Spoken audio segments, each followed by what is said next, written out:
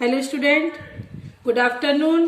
Class 4 प्रेरणा हिंदी की पाठ्य पुस्तक हमने पार्ट 4 की रीडिंग की थी, यह कदम का पेड़। अब हम आज पार्ट 5 की रीडिंग करेंगे और पार्ट 4 और पार्ट 5 दोनों का पीडीएफ हम आपको अलग अलग एक एक दिन सेंड कर देंगे। पार्ट 5 गिल्लू। सोन जूही में आज एक पीली कली लगी है। इस प्यारी सुनहरी कली को देखकर बरबस ही मुझे गिल्लू की याद आ गई। मुझे लगा जैसे इस कली के रूप में गिल्लू मुझसे मिलने आया है। मेरे मन मस्तिष्क पर गिल्लू के जीवन की घटनाएं चलचित्र की भांति एक एक करके उभरने लगी। एक छोटा सा गिलहरी का बच्चा जिसे 2 कौवों ने अपनी चोंच के प्रहार से घायल कर दिया था, अपनी जान बचाने के लिए गमले और दीवार के बीच असहाय अवस्था में पड़ा था। जैसे ही मेरी दृष्टि उस पर पड़ी, मैंने उसे हौले से उठाया और अपने कमरे में ले आई। घाव साफ कर मरहम लगाया, पतली रुई की बत्ती दूध में भिगोकर उसके द्वारा उसे दूध पिलाने का प्रयत्न किया, किंतु दूध की बूंदें उसके मुंह में न जा सकी। कई घंटों के उपचार के बाद किसी तरह वह ठीक हो गया। अब तो मैं उसके पालन पोषण पर विशेष ध्यान देने लगी।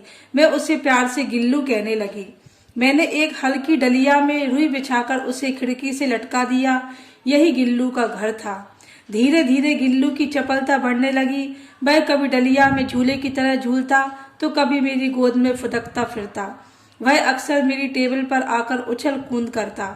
उसकी मोतियों जैसी चमकीली आंखें, झब्बेदार पूंछ और शरीर पर काली भूरी उभरी हुई धारियां बहुत ही प्यारी लगती थी। भूख लगने पर वह चिक चिक करता। उसे बिस्किट और काजू बहुत पसंद थे। धीरे धीरे गिल्लू अधिक चंचल होता जा रहा था। वह खिड़की के पास आकर अक्सर बाहर झांकता। अन्य गिलहरियां भी उसके पास आकर चिक चिक करती। गिल्लू और गिलहरियों के बीच में खिड़की में लगी जाली थी, जिसके कारण गिल्लू बाहर जाने में असमर्थ था। मुझे लगा कि गिल्लू को इस तरह कमरे में बंद रखना ठीक नहीं है। मैंने कीले निकालकर जाली का एक कोना खोल दिया। अब गिल्लू खिड़की के दूसरी ओर आसानी से जा सकता था। पल में ही उछलकर गिल्लू खिड़की के पार जा पहुंचता और तुरंत ही वापस आकर मेरे सिर से पैर तक दौड़ने लगाने लगता। सचमुच ही गिल्लू इस आजादी से बहुत खुश था। अब तो वह खिड़की से बाहर जाकर गिलहरियों के बीच रहता, उछलता कूदता और फिर कमरे में आकर मेरे साथ खेलता। बहुत घुल मिल गया था। वह अपना अधिकांश समय मेरे साथ ही गुजारता। यहाँ तक कि खाने की मेज पर भी आकर वह मेरी थाली में खाने लगा। वह चावल का एक दाना बड़ी सफाई से खाता था।